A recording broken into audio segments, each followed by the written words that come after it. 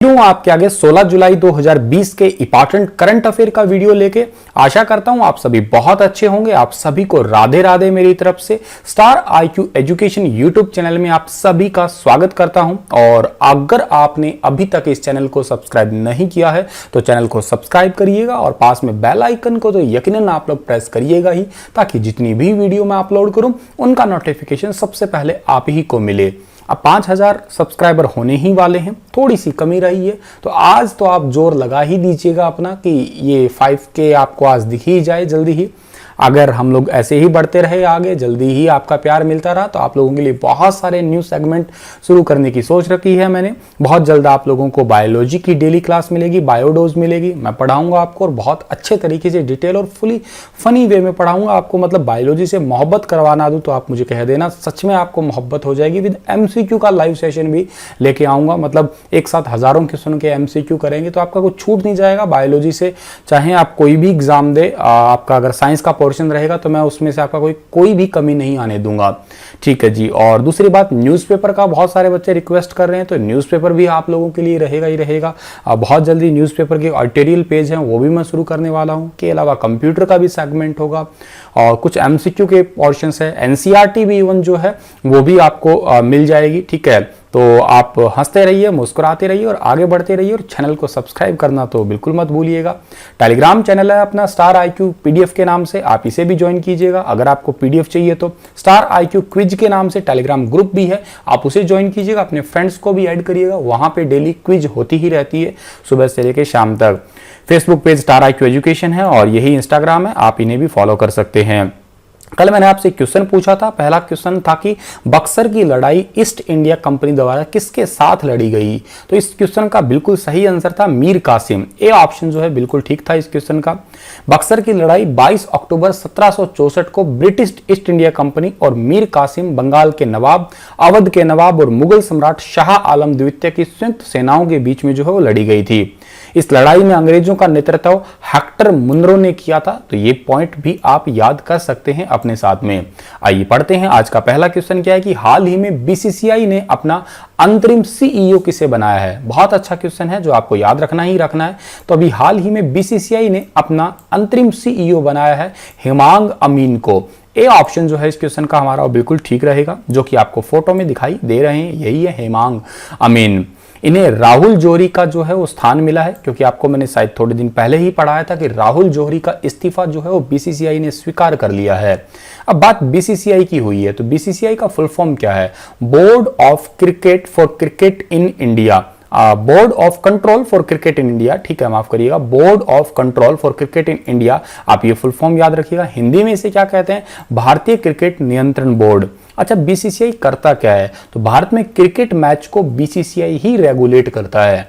स्थापना की बात आए तो कब होती है? 1928 में। हेडक्वार्टर कहां पे है? मुंबई में। अध्यक्ष का नाम क्या है? सौरव गांगुली। CEO का नाम क्या है? अभी तो बने ही है, हेमांग अमीन। और उपाध्यक्ष का नाम क्या? महिम वर्मा। इतनी बातें आपको याद रखनी है इससे। अगला क्वेश्चन हमारा है कि हाल ही में किस IIT ने UV सैनिटाइजिंग डिवाइस शुद्ध को विकसित किया है? काफी अच्छा क्वेश्चन है, इंपॉर्टेंट भी है। UV सैनिटाइजिंग, पहली तो बात यह है कि आप लोगों को ये चीज समझ लेनी चाहिए कि अब तक मैंने जितने भी क्वेश्चंस पढ़ाए हैं उनमें आपको शायद एक चीजें हिंट मिल रही होगी। जैसे DRDO ने भी UV सैनिटाइजर बनाया था, कई सारे पुलिस डिपार्टमेंट ने भी बनाया है, हरियाणा करंट अफेयर में भी आपको मैंने पढ़ाया है कि कुरुक्षेत्र वगैरह की पुलिस वगैरह ने स्टार्ट कर दिया है। देखिएगा क्या कि अगर आप लिक्विड सैनिटाइजर का यूज करते हैं, जो आप जनरली हैंड वॉश वगैरह में यूज करते हैं, तो वो तो अगर मान लेते हैं खाने पे अगर हमने डाल दिया तो खाना तो कोई काम का ही नहीं रहा, कपड़ों पे डाल दिया तो कपड़े तो खराब हो गए, कागज पे डाल दिया तो कागज तो खराब हो गए, क्योंकि गीला होकर कागज खराब होना ही है। तो उसका एक सब्स्टिट्यूट है UV sanitiser. Ultraviolet rays से क्या है कि कोई भी टाइप का वायरस है, बैक्टीरिया है, वो बिल्कुल जड़ से खत्म हो जाएगा। तो इसके लिए करते क्या है, ये एक बॉक्स बनाते हैं, उसके अंदर थोड़ी देर के लिए, मान लेते हैं किसी ड्रेस को सैनिटाइज करना है, किसी कागज को सैनिटाइज करना है, तो थोड़ी देर के लिए उसके अंदर रख देंगे और फिर क्या है उसे बाहर निकालेंगे, तो उसमें संभावित कोई भी अगर वायरस वगैरह तो वो सैनिटाइज हो जाएगा अच्छे से, बिल्कुल सही तरीके से। अब ये UV सैनिटाइज डिवाइस शुद्ध जो है ये किसने बनाया है? ये बनाया है IIT कानपुर ने। ए ऑप्शन जो है इस क्वेश्चन का हमारा बिल्कुल ठीक रहने वाला है। ये है वो आपका यूवी सैनिटाइजर शुद्ध डिवाइस। इतनी बातें आपको याद रही होगी। तो आईआईटी कानपुर ने स्मार्टफोन ऑपरेटेड, ध्यान रखिएगा फोन से ही ऑपरेट होगा ये, अल्ट्रावायलेट कीटाणु शोधक हेल्पर शुद्ध नामक एक यूवी सैनिटाइजिंग डिवाइस बनाया है। इस डिवाइस को 15 वॉट की 6 यूवी लाइट्स की दर से जो है चलने वाला है या मॉनिटर होने वाला है ये। अगला हमारा क्वेश्चन क्या रहेगा कि हाल ही में किस देश के प्रधानमंत्री ने हांगकांग के साथ प्रत्यार्पण संधि खत्म करने की घोषणा की है। तो अभी हाल ही में प्रधानमंत्री जो है, ऑस्ट्रेलिया के प्रधानमंत्री है, उन्होंने हांगकांग के साथ में जो है वो आपकी प्रत्यार्पण संधि यानी कि जो एक्सट्रेडिशन की ट्रीटी है उसको खत्म करने की घोषणा की है। बी ऑप्शन जो है इस क्वेश्चन का हमारा बिल्कुल ठीक रहेगा। देखिएगा हांगकांग जो है उसमें चीन के जो विवादास्पद राष्ट्रीय सुरक्षा कानून है उसके विरोध में ऑस्ट्रेलिया ने ही कदम उठाया है, क्योंकि चाइना आप सभी को पता है कि एक ड्रैगन कंट्री है, वो एक कब्जा उठाए बैठा है कि ये तो हांगकांग मेरा ही है। और इसका भी एक कारण है कि हांगकांग को अपनाना क्यों चाहता है कि दुनिया के सबसे महंगे देशों में से हांगकांग का नाम शामिल है। थोड़ा टाइम पहले मैंने एक वीडियो बनाया था इस पे कि अगर रहने के हिसाब से बात की जाए ना तो दुनिया में सबसे महंगा शहर जो है वो हांगकांग ही है, ठीक है। और इंडिया में तो मुंबई आता है, लेकिन दुनिया में हांगकांग है। यहाँ के बैंक बड़े अमीर है, तो चाइना को जब भी जरूरत पड़ती है कुछ पैसे वगैरह की तो वो हांगकांग से ही ट्रांसफर करने की कोशिश करता है। तो हांगकांग में चीन के जो विवादास्पद राष्ट्रीय सुरक्षा कानून के विरोध में ऑस्ट्रेलिया ने यह कदम उठा लिया। अब ऑस्ट्रेलिया ने उठाया तो ऑस्ट्रेलिया की कैपिटल क्या है, कैनबरा। ऑस्ट्रेलिया की करेंसी क्या है, डॉलर। और ऑस्ट्रेलिया के प्रधानमंत्री का नाम क्या है, स्कॉट मॉरिसन है, ठीक है। तो इतनी बात जो है आपको याद रखनी है। अगला हमारा क्वेश्चन है कि हाल ही में अमेरिका ने किस देश की अंतरराष्ट्रीय एयरलाइंस को देश में चार्टर्ड उड़ानों के संचालन पर प्रतिबंध लगा दिया है। Recently which country has banned international airlines operating chartered flights in which country. तो ये बैन लगाया है पाकिस्तान पे। बी ऑप्शन सही है इस क्वेश्चन का हमारा। और पाकिस्तान पे बैन लगाया है क्योंकि पाकिस्तान तो आप सभी को पता ही है कि थोड़ा सा आए दिन ये भूखे नंगे वाले काम तो देखो आप सभी को पता ही है करता ही रहता है, ठीक है। और अमेरिका ने एक कारण इसका ये भी है कि रिसेंटली जो है एक आपकी एक्शन टास्क फोर्स में इसको ग्रे लिस्ट में ही रखा गया है, क्योंकि आतंकवाद को रोकने में ये देश विफल होता आ रहा है लंबे टाइम से ही। पाकिस्तान का जिक्र हुआ, पाकिस्तान तो हमारा पड़ोसी ही है, एशिया महाद्वीप में स्थित ही है। भारत और पाकिस्तान के बीच की लाइन को रेड क्लिफ लाइन के नाम से पुकारा करते हैं। रेड से याद कर लीजिएगा, ये आए दिन खतरा ही मोल रखता है हमारे लिए। राजधानी क्या है पाकिस्तान की, इस्लामाबाद है। करेंसी क्या है, पाकिस्तानी रुपया है। प्रधानमंत्री का नाम इमरान खान है और राष्ट्रपति का नाम क्या है, आरिफ अलवी है। आगे बढ़ते हैं तो अमेरिका भी इसमें जिक्र हुआ है, क्योंकि अमेरिका ने ही तो किया है ना इसको खत्म। तो अमेरिका जो है उत्तरी अमेरिका महाद्वीप में स्थित है। राजधानी वॉशिंगटन डीसी है। करेंसी अमेरिकी डॉलर है। राष्ट्रपति डोनाल्ड ट्रंप है। और डोनाल्ड ट्रंप एक स्पेस एजेंसी का नाम है नासा, यहाँ की एक बहुत इंपॉर्टेंट है अमेरिका की। और मुख्यालय कहाँ पे है इसका, वॉशिंगटन डीसी में। और अमेरिका की संसद का नाम कांग्रेस है। ये भी अपने आप में एक बहुत इंपॉर्टेंट क्वेश्चन है। हाल ही में किसे इंटरनेशनल एकेडमी ऑफ एरोनॉटिक्स के वॉन कर्मन पुरस्कार के लिए चुना है। बेहद इंपॉर्टेंट क्वेश्चन है, इस क्वेश्चन को रग रग में बसा लीजिएगा। बहुत इंपॉर्टेंट और मेरा फेवरेट क्वेश्चन है, यूं कहूंगा मैं। इंटरनेशनल एकेडमी ऑफ एरोनॉटिक्स के वॉन कर्मन पुरस्कार दिया गया है डॉक्टर के सिवान को। बी ऑप्शन सही है इस क्वेश्चन का हमारा, जो कि आपको फोटो में दिखाई दे रहे होंगे। और डॉक्टर के सिवान को यह पुरस्कार मिला है।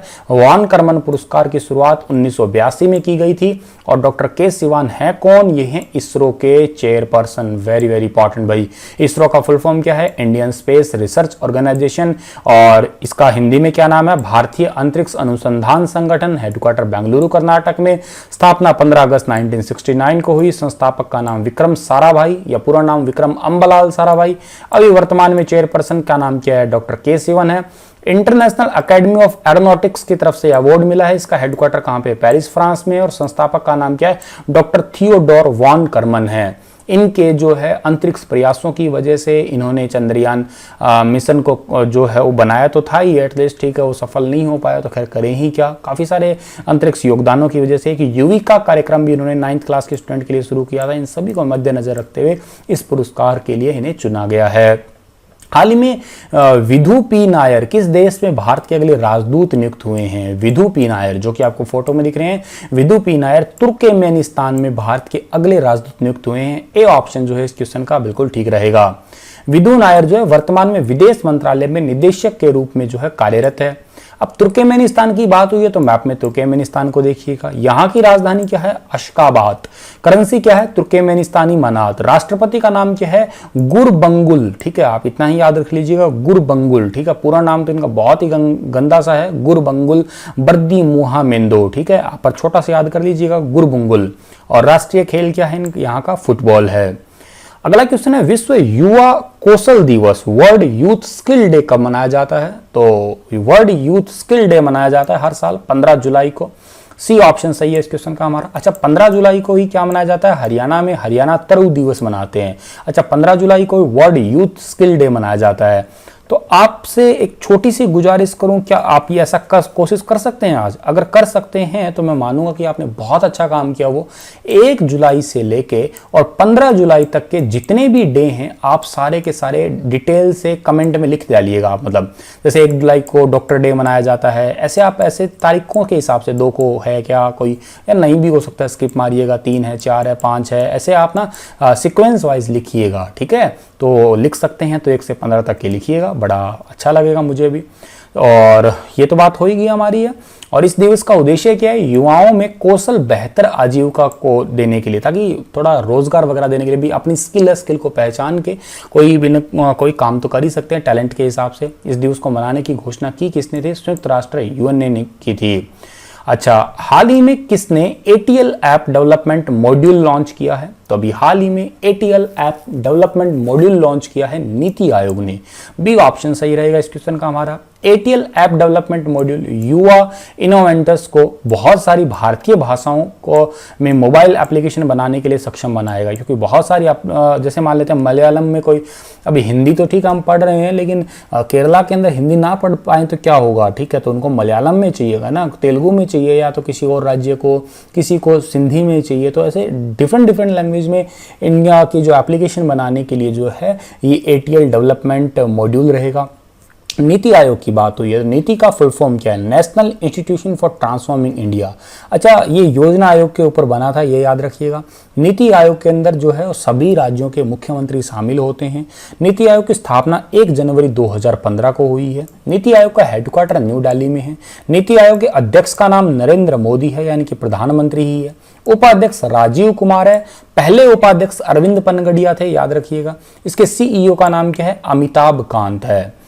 अगला क्वेश्चन है, हाल ही में आंद्रेज डूडा फिर से किस देश के राष्ट्रपति बने हैं? तो आंद्रेज डूडा जो कि आपको फोटो में दिखाई दे रहे हैं यही है, ये पोलैंड के फिर से राष्ट्रपति बने हैं। सी ऑप्शन सही रहेगा इस क्वेश्चन का हमारा। आंद्रेज डूडा को जो है एक बार फिर से पोलैंड का राष्ट्रपति चुन लिया। इन्होंने पोलैंड में हुए राष्ट्रपति चुनाव में 51.21% की वोटों से जो है जीत हासिल की है। पोलैंड की बात हुई है, मैप में देखिएगा, पोलैंड जर्मनी के ही पास में पड़ने वाला है। ठीक है, इधर यूक्रेन पड़ता है इसका यहाँ पे, इधर बेलारूस पड़ता है। ठीक है, और पोलैंड की राजधानी है वर्साव और करेंसी क्या है? पॉलिश ज़लाटी। और राष्ट्रपति तो आपको पता लग ही गया, आंद्रेज डूडा है ही। अगला क्वेश्चन है हमारा कि हाल ही में किसे पॉल हैरिस फेलो से सम्मानित जो है वो किया गया है? तो अभी हाल ही में पॉल हैरिस फेलो से सम्मानित जो किया गया है उनका नाम है पलानीस्वामी। अच्छा, पलानीस्वामी सर है कौन? तो पलानीस्वामी जो है ये तमिलनाडु के मुख्यमंत्री हैं। और तमिलनाडु के मुख्यमंत्री इड्डापड्डी पलानीस्वामी को शिकागो में rotary foundation of rotary international द्वारा ही पॉल हैरिस फेलोशिप सम्मान से सम्मानित किया गया है। इस सम्मान से सम्मानित किए जाने वाले व्यक्ति को एक लैपल पिन के साथ में प्रमाण पत्र दिया जाएगा और साथ ही वो पॉल हैरिस फेलो पदक के भी पात्र बन जाते हैं। अच्छा, तमिलनाडु का जिक्र हुआ तो तमिलनाडु की राजधानी क्या है? चेन्नई है। तमिलनाडु के मुख्यमंत्री डॉक्टर इड्डापड्डी के पलानीस्वामी पूरा नाम इनका ये है। बनवारी लाल पुरोहित यहाँ के राज्यपाल है। तमिलनाडु उच्च न्यायालय के मुख्य न्यायाधीश का नाम क्या है? अमेश्वर प्रताप शाही। लोकसभा सीटें 39 है, राज्यसभा सीटें का जो है वो 18 है और विधानसभा सीटें कितनी है? 234 है। अगला क्वेश्चन है, अ सॉन्ग ऑफ इंडिया पुस्तक का विमोचन अगले सप्ताह होगा। ये किताब लिखी किसने है? तो सॉन्ग ऑफ इंडिया जो है वो लिखी है रस्किन बॉन्ड ने। इनकी नॉवल बहुत अच्छी होती है, मुझे तो अक्सर नॉवल पढ़ने का शौक है। ठीक है, आप अगर कभी आपको वक्त लगे या नॉवल पढ़ने का आप अगर आदी हैं तो रस्किन बॉन्ड के जरूर पढ़िएगा। यकीनन बहुत अच्छा लिखते हैं, बड़ी अच्छे तरीके से बातों को रिप्रेजेंट करते हैं। कभी वक्त मिले तो पढ़िएगा जरूर। रस्किन बॉन्ड ने इस किताब को जो है लिखा है और इस किताब का विमोचन होने वाला है 20 जुलाई 2020 को। इस किताब में इन्होंने जो है 16 की उम्र में जो भी अपने अनुभव हुए हैं उसको ही साझा किया है। मैं यकीनन पढ़ूंगा इनकी किताब जो भी है ये। बेस्टिल दिवस कब मनाया जाता है? तो देखिएगा, बेस्टिल दिवस जो है ये मनाया जाता है 14 जुलाई को। सी ऑप्शन सही है इस क्वेश्चन का हमारा। आपके 2-3 दिवस तो मैंने बता ही दिए, 1 तारीख वाला बता दिया, एक इंपॉर्टेंट और बताता हूँ, चलो 11 तारीख वाला जनसंख्या दिवस, एक 14 तारीख वाला बेस्टिल दिवस हो गया, एक आपका 15 तारीख वाला हो गया, ठीक है। तो 3-4 दिवस तो आज मैंने ही बता दिया, बाकी आपके हिस्से बचते हैं, बताइएगा। बेस्टिल दिवस 14 जुलाई को मनाते हैं, जिसे फ्रांसीसी दिवस भी कहते हैं, क्योंकि 14 जुलाई 1789 को फ्रांसीसी क्रांति हुई थी, जो कि बहुत ही महत्वपूर्ण है। एक महत्वपूर्ण मतलब फ्रांसीसी क्रांति में एक महत्वपूर्ण मोड़ आया था इस दिन, ठीक है, हुई नहीं थी, मोड़ आया था, बहुत बड़ा चेंजेस देखने को मिला था।